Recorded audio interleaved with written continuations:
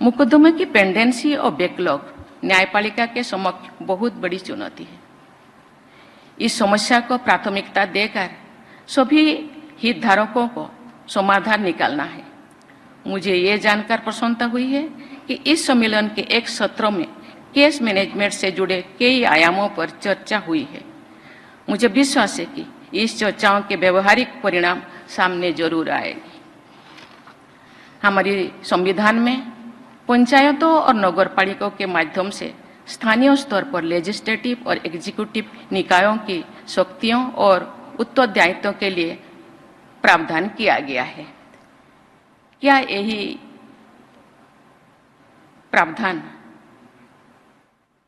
इन्हीं के समतुल्य स्थानीय स्तर पर न्याय व्यवस्था के बारे में भी सोचा जा सकता है?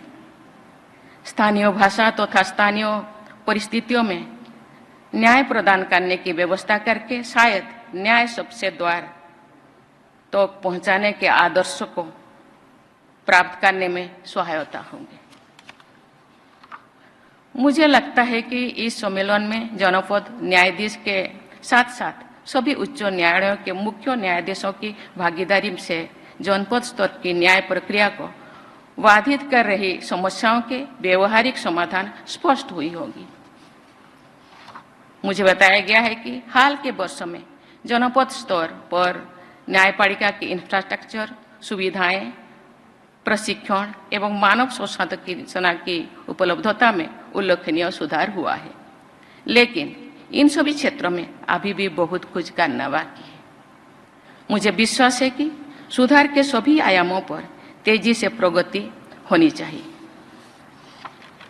मैं एक अच्छे बदलाव का विशेष उल्लेख करना चाहती हूँ। मुझे ये जानकर बहुत प्रसन्नता हुई है कि हाल के वर्षों में जुडिशियल ऑफिसर्स के चयन में महिलाओं की संख्या बढ़ी है। इस वृद्धि के कारण कई राज्यों में कुल जुडिशियल ऑफिसर्स की संख्या में महिलाओं की संख्या 50% से कहीं अधिक है।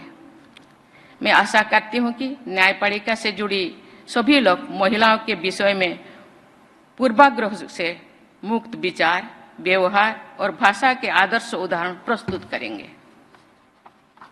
हमारी न्यायपालिका के समक्ष ऐसे अनेक चुनौतियां हैं जिनके समाधान के लिए सभी हितधारकों को समन्वित प्रयास करना होगा। उदाहरण के लिए एविडेंस और विटनेसेस से जुड़े मुद्दों पर न्यायपालिका, सरकार और पुलिस प्रशासन को मिलजुल कर समाधान निकालना चाहिए। देवियों और स्वजनों, ये हमारे सामाजिक जीवन का एक दुखद पहलू है कि कुछ मामले में साधन संपन्न लोग अपराध करने के बाद भी निर्भीक और निश्चत घूमते रहते हैं। जो लोग उनके अपराधों से पीड़ित होते हैं वे डरे से हमें रहते हैं मानो उन्हीं विचारों ने कई अपराध कर दिया है। महिला पीड़िताओं की स्थिति और भी खराब होती है क्योंकि प्रायः समाज के लोग भी उनके साथ नहीं